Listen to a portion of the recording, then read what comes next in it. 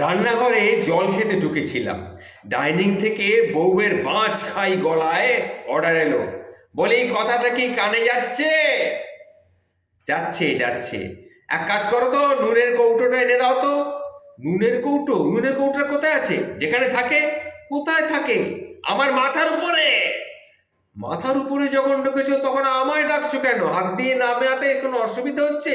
তাহলে মাথাটাকে ঝুঁকিয়ে টেবিলে ঠকাস করে মাথায় পড়বে না? তাই মাথাটাকে নিচু করে নামিয়ে নাও। কথাগুলো মনে মনে আওড়ালাম, কিন্তু আমি বলতে পারলাম না। তারপরে আমি খোঁজাখুঁজি করে যখন পেলাম না, তখন বললাম, কই, আমি তো পাচ্ছি না।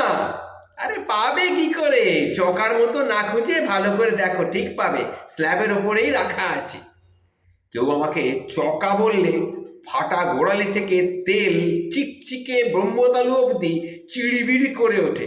শটান বলে ফেললাম, দেখো, জ্ঞান না দিয়ে নিজে এসে দেখে যাও, স্ল্যাবের উপরে কোনো কৌটো নেই।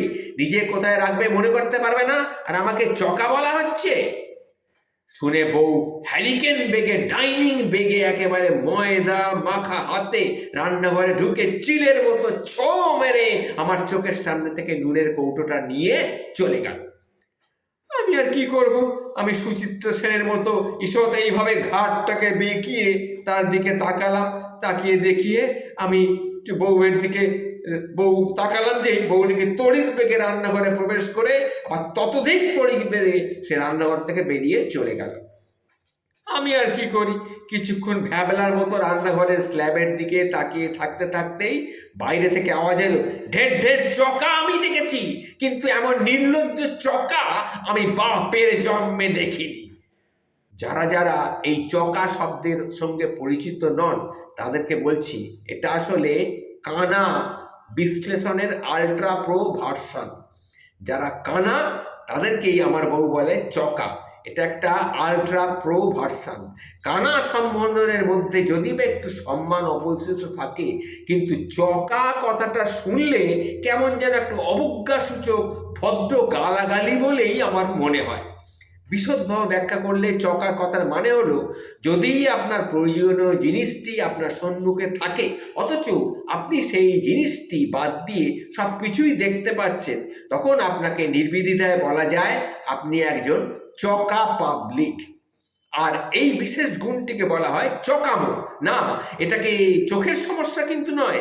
এখনো পর্যন্ত এর কোনো ওষুধই বের হয়নি। একবার এই রোগে আক্রান্ত হলে আপনি তো কারো সহানুভূতি পাবেনই না। উল্টে আপনার প্রতি পদে পদে মানুষগুলো আপনার ব্যক্তিত্ব নিয়ে তারা ফুটবল খেলবে, অর্থাৎ একবার লাথি মেরে ওদিকে পাঠাবে, একবার লাথি মেরে এদিকে পাঠাবে। সুতরাং চকা হওয়া থেকে খুব খুব সাবধান। গত লকডাউনে বাড়িতে বসে নিউটনের মতো অনেক ভেবেচিন্তে এই চকামো দূর করার জন্যে একটা ভৌত পদ্ধতি আমি আবিষ্কার করেছি। এর নাম দিয়েছি ধরো আর ফেলো। এটা কিন্তু আমি আবিষ্কার করে ফেলেছি।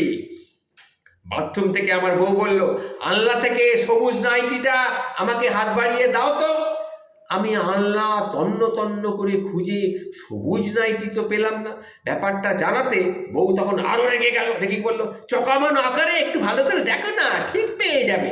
চকামো সারাদিন শুধু চকামো করে বেড়াচ্ছে।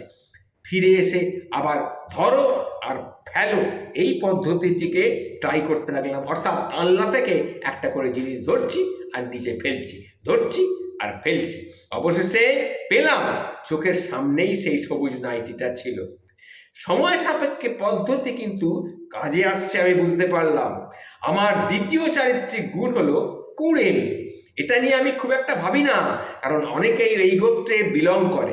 যদিও পাল্টে কুঁড়েমি এখন হয়েছে ল্যাদামি, আর কুঁড়ে হয়ে গেছে ল্যাদখোর। তবে একটা কথা এখন ফাঁস করছি, এই ল্যাদামি আর কিন্তু করোনা থেকে বেশি ছোঁয়াছি। লাতখোর পাবলিকের একটি কমন বৈশিষ্ট্য হলো লেট রাইজার। সকাল 9টার আগে কিছুতেই তাদের ঘুম ভাঙবে না। বিয়ের আগে আমি 10টার সময়, আর আমার বউ সকাল 7টায় ঘুম থেকে উঠত। বিয়ের পর ছুটির দিন দুজনেই 10টার সময় ঘুম থেকে উঠি। সেবার কন্যাকুমারীতে বেড়াতে গিয়ে সূর্যোদয় দেখার জন্য আগের দিন সব বসে বসে প্ল্যান প্রোগ্রাম পর্যন্ত করে ফেললাম। ভোরে ওঠার জন্য 5টায় অ্যালার্মও দিলাম। তো পরদিন যথারীতি 3 নম্বর অ্যালার্মটা বন্ধ করে বউকে বললাম, আর দেখতে যাবে?